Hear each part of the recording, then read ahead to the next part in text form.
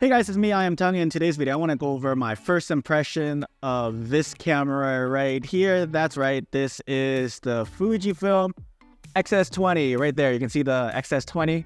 I'll zoom in here, get that right there. Fujifilm did loan me this camera. As of this recording, I only had it for a couple of days so far. As soon as I took this camera out of the box, the one thing I started to notice right away is the texture of this camera. It has changed. The X-S10 has more of a plasticky feeling, whereas this camera has more of a grippy texture, and I like it because, again, it's not gonna fall off, slip off your hands as easy as the X-S10. I have a better grip on this camera, and this is a welcome addition. I really like this.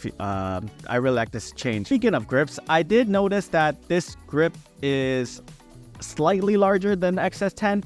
You definitely feel it when you are holding this camera. When holding the X-S10, it feels thinner to hold, whereas the X-S20, it has curves and hips in the right places, if you know what I mean.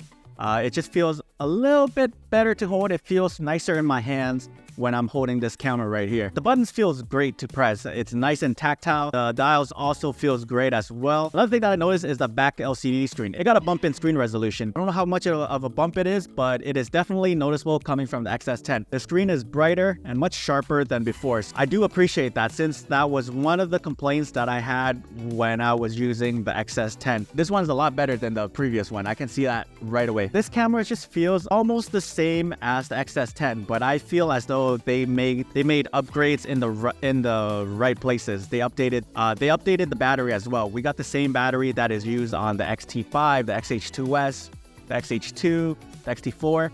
This battery is going to last longer than the old battery, which is the NPW126 battery right here. And I did some testing with it, and Fujifilm said that this battery is rated for twice as much as the old battery. So if you're using the X-S20, you're looking at around 750 shots for a full battery. In my findings, I took over like 1,200 shots, and I find it only used a third of the battery. We also got a new feature on the dial, which is called the vlog mode. I'm not going to touch on it in this video because that's going to have to be on the review video once I get a chance to test this camera out some more. I also tested out the autofocusing on this camera, and it's really good. Here is a quick AF test that I did where I had the model walk straight in towards me, and it was a backlit situation.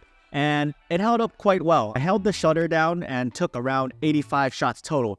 And about 20 of those shots were missed focus. The rest of them, 65 of them, I deemed to be usable. It's not at the Sony's level of accuracy, but it's definitely more than the X-S10. And if you can't work with 65 shots, then at that point, I don't think it's the camera's fault anymore. I'm just saying.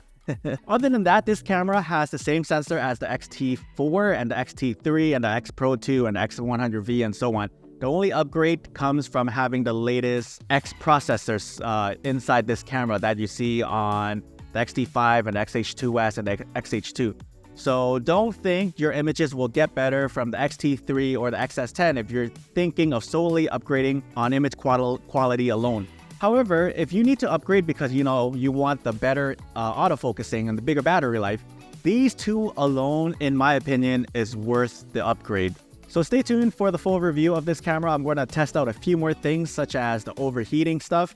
So make sure to subscribe so you won't miss that video when it drops. Other than that, this is my overall first impressions of this camera. It feels and shoots like a faster X-S10, which is a great thing in my opinion, because I love the X-S10 a lot. And for them to make upgrades in the places where I thought it was very weakened, like the autofocusing, the battery life, and what else is there? And the bump in LCD screen. These are things that I did mention in my X-S10 reviews that they have addressed on the X-S20. I feel like these changes would even make the X-S20 a better camera than the X-S10. But there you have it. These are my first impressions. If you have any other questions, feel free to leave them down in the comments section below, and I'll try to answer them in a future video. And if you find this video helpful, consider subscribing to my channel where I have more Fujifilm content coming your way. If you are interested in this camera, links to them are down in the description below. As always, my name is Tongue, and I'll see you in the next video. I love you.